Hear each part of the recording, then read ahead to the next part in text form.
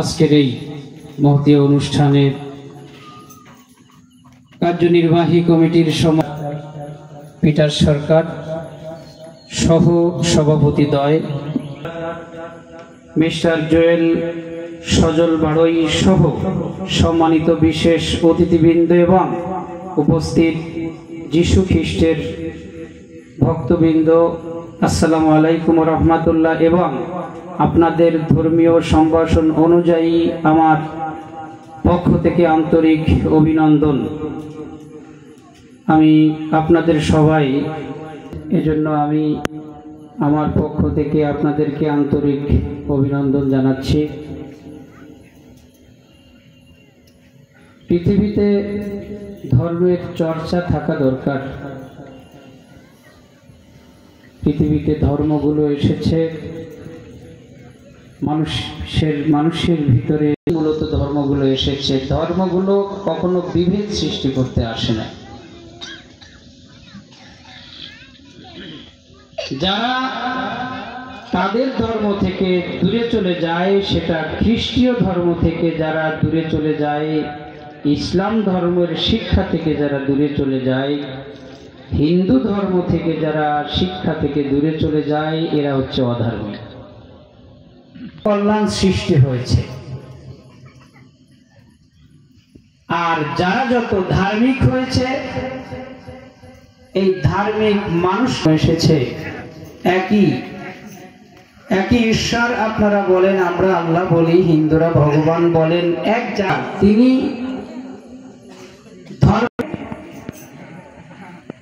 খ্রিস্টান ধর্মে চুরি করা পাপ, অন্যের সুন্দরী নারী অবৈধভাবে সম্ভোগ করা পাপ, বলাৎকার করা পাপ, ডাকাতি করা পাপ। ইসলাম ধর্মেও তাই, হিন্দু ধর্মে তাই, বৌদ্ধ ধর্মেও তাই। সকল ধর্মের মৌলিক বাণীগুলো কিন্তু এক। সুতরাং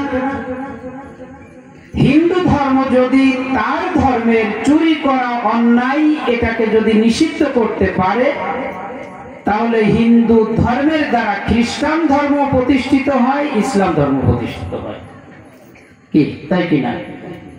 খ্রিস্টান ধর্ম দ্বারা যদি অন্যের সুন্দরী নারী অবৈধ সম্ভোগ বন্ধ করা যায়, তাহলে খ্রিস্টান ধর্মের এই বিধান প্রতিষ্ঠিত হলে ইসলাম ধর্মেরও একটা বিধান প্রতিষ্ঠিত হলো, যুগপৎ হিন্দু বৌদ্ধ ধর্মেও প্রতিষ্ঠিত হয়ে গেল।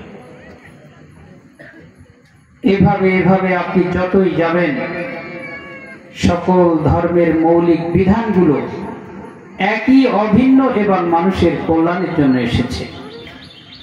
আর যারা অধার্মিক, তারাই শুধু এই পৃথিবীতে অকল্যাণ এবং ধর্মে বিভেদ সৃষ্টি করে রেখেছে। আপনারা যে ঈসা আলাইহিস সালাতু ওয়াস সালামকে আপনারা যিশু খ্রিস্ট বলেন, আর আমরা বলি ঈসা আলাইহিস সালাম। ঈসা যিশু। আপনারা যাকে মারিয়া বলেন, তাদেরকে আমরা মারিয়াম আলাইহিস সালাতু ওয়াস সালাম। সম্মানজনকভাবে আমরা আলাইহিস সালাতু ওয়াস সালাম বলি, মানে তার উপরে আল্লাহর পক্ষ থেকে শান্তি বর্ষিত হোক। সুতরাং আপনাদের ভাষাগত কারণে কিছু নামের উচ্চারণের পার্থক্য ছাড়া খ্রিস্টান ধর্ম এবং ইসলাম ধর্ম সবচেয়ে বেশি কাছাকাছি। আমরা প্রিয় উপস্থিতি, 5 আগস্ট নতুন একটা বাংলাদেশ আমরা দেখেছি। আমরা দেখেছি হিন্দুদের যখন দুর্গা পূজা হয়, তখন মন্দির ভাঙচুর হয়, প্রতিমা ভাঙচুর হয়, হামলা হয়, মামলা হয়, খেস্তি খেউড়ে অবস্থা হয়ে যেত।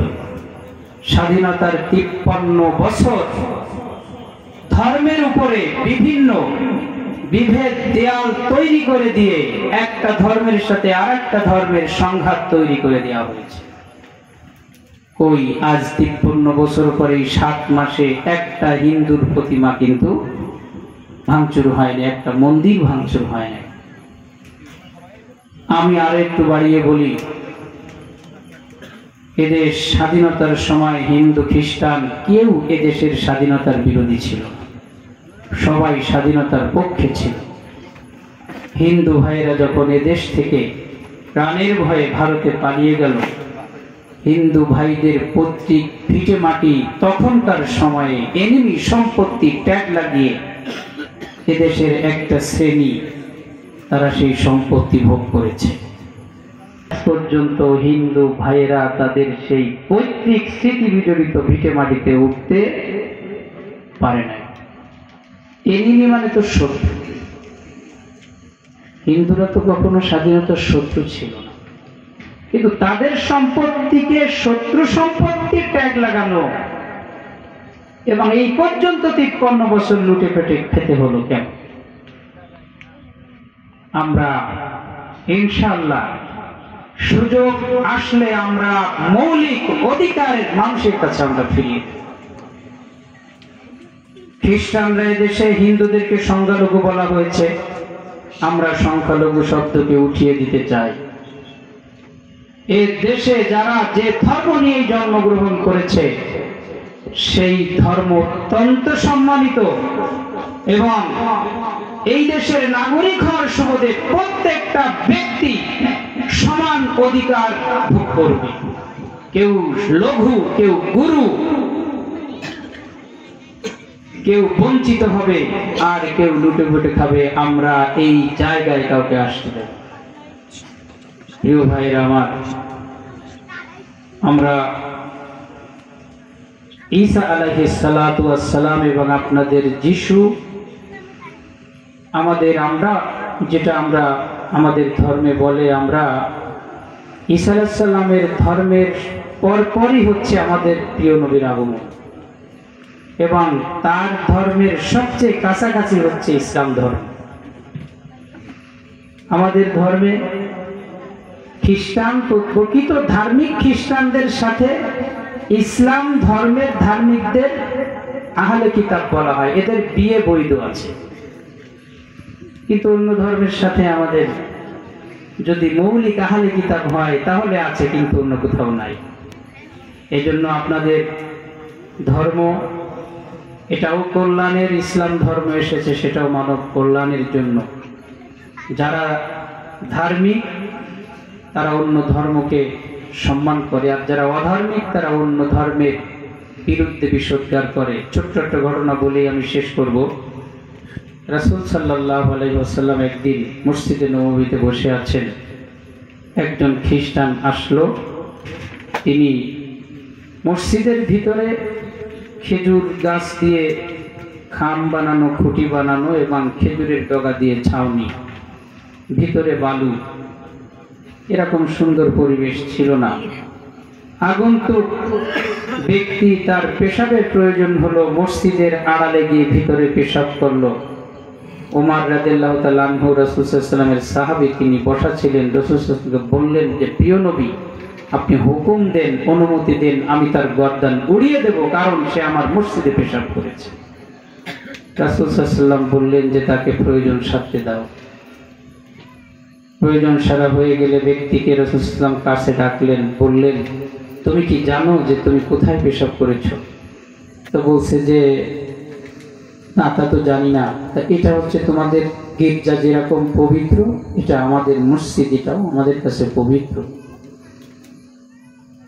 সেই ব্যক্তি রাসূল সাল্লাল্লাহু আলাইহি ওয়াসাল্লামের এই মৌলিক মানবীয় আচরণের কাছে সেদিন বলেছিল যে, আপনি যে আমারে কৈফিয়তের সুযোগ দিয়েছেন, আমার ধর্মের ঘরে কেউ পেশাব করলে আমি তো তাকে ছেড়ে দিতাম না, কিন্তু আপনি তো আমাকে কাছে ডেকে কৈফিয়তের সুযোগ দিয়েছেন, কিন্তু আসলে আমি বুঝতে পারিনি।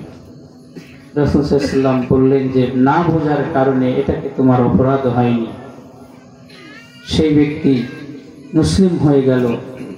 ঈসা আলাইহিস সালামের অনেক ধর্মীয় বাণী আমরা আমাদের ওয়াজ মাহফিলে আমরা প্রচার করি। ঈসা আলাইহিস সালামের অনেক ঘটনা। ঈসা আলাইহিস সালাম একদিন এক বুড়িমার একটা মাত্র সন্তান, তার মৃত্যু হয়ে গেল। বুড়িমা এসে ঈসা আলাইহিস সালামকে অভিযোগ করলো। ঈসা আলাইহিস সালাম তো মানুষকে জীবিত করতে পারতেন আল্লাহর হুকুমে, এটা আমাদের ধর্মে বলা আছে, আপনাদের ধর্মে কি আছে আসলে জানি না, আছে না? তিনি মসিহ এজন্য বলা হতো যে তিনি মসিহ, আরবিতে হচ্ছে স্পর্শ, স্পর্শ করলে মৃত মানুষ জীবিত হয়ে যেত, অন্ধকে তিনি স্পর্শ করলে ভালো হয়ে যেত। ঈসা আলাইহিস সালাম, আল্লাহ তাআলা তাকে এমন ঐশ্বরিক শক্তি দিয়েছিলেন। আর তিনি জন্মগ্রহণ করেছিলেন পিতা ছাড়াই, শুধুমাত্র মারিয়া আলাইহিস সালামের গর্ভে। তো ঈসা আলাইহিস সালাম এভাবে বুড়িমার অভিযোগে ঈসা আলাইহিস সালামের কাছে অভিযোগ করার পর ঈসা আলাইহিস সালাম তুর পাহাড়ে চলে গেলেন, গিয়ে বললেন যে আল্লাহ, আপনি আমার এই উম্মতের ভিতরে আরো অনেক মানুষ আছে, কিন্তু আপনি এক বুড়ির বিধবা বুড়িমার একটা মাত্র সন্তানকে আপনি নিয়ে গেলেন কেন? ঈসা আলাইহিস সালামকে আল্লাহ তাআলা বললেন, তুমি বনের ভিতরে যাও, আগে তুমি তোমার পিপাসা মেটাও, তুমি সুন্দর একটা ডাব কেটে খেয়ে, তুমি সুপেয় পানি খেয়ে তুমি আগে পিপাসা নিবৃত্ত করো। ঈসা আলাইহিস সালাম জঙ্গলের ভিতরে যে ডাব খুঁজতে খুঁজতে দেখলেন যে এক একটা গাছে অনেকগুলো ডাব কাঁধি ঝুলে আছে। তো তিনি ভাবেন যে এর ভিতরে যদি আমি একটা ডাব ছিঁড়ি তাহলে এটা অসুন্দর হয়ে যাবে। তো এরপরে যেতে যেতে দেখলেন যে একটা গাছে একটা ডাব, এইটা ছিঁড়লে আর অসুন্দর হওয়ার কোনো সুযোগ নেই। ঈসা আলাইহিস সালাম সেটা ছিঁড়লেন এবং কেটে খেয়ে তুর পাড়ে এসে বললেন যে আল্লাহ, আমি তো এখন পরিতৃপ্ত, আমাকে জবাব দিই।